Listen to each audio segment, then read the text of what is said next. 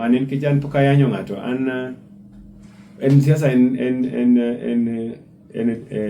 language mar igo e dhok. Siasa en gini wacho dhok. Ng'acha wacho mare tibe wacho mari. To onge lweny. Kata ng'ama u disagree go kisiasa pod unyalo romo kode mu mosre. Unyalo bedo kod function achiel. To ini wacho mari to bo wacho mari. Omiyo naneno ni mane kako nego go siasa. Ka ng'ato nigi paro mopogre an ba an pacha. Ka nitie jomoko joma siro, joma pingo sirikal gi. Gin ma gin ga anje mang'eny. Giwacho ni uchiemo to ok wachamo ang'o. Wachamo mana msara michulo. Other than that, watiyo ni jopiny. So gisiko nwasika nu uchiemi sirikal. En language marach.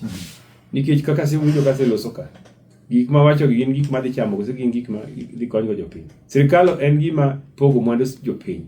Mwandu jopiny ipogo ni jothuru onwang' mane gima watimo. To kwanyal bet ni joma ok dwa ruto nigi sika ni wachiemo. Wachamo.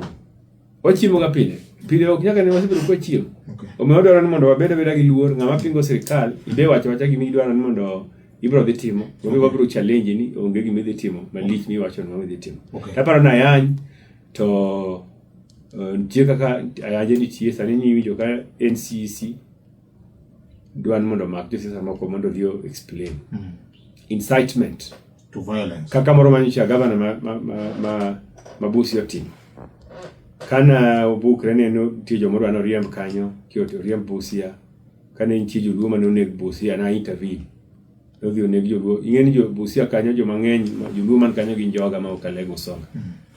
Modak Busia. Ana wuona sebedo ka aiko maiti aleko kanya siko jauchiel monege Busia kucha yude gi. Korona adonyo na do intervene kich ko nyaka I must speak for them kaka jatelo. Kich ka jo an Busia kucha to inego gikelo maiti. Nyaka loso motegno wacho na utuoma idhi marach. Man peace gi jo Busia. Inyichi kibedo governor joluo sebedo Busia kanyo sedak kanyo gin mang'onyo kinyal kelo chaos kodgi. Aparo ne nitie loso mcholos dopo unyo tension nitie adwan mondo ji odag in peace. An ma kaka MP moyier nyaka tete an joga kuma mantie. Okay. Yes. Erokamano.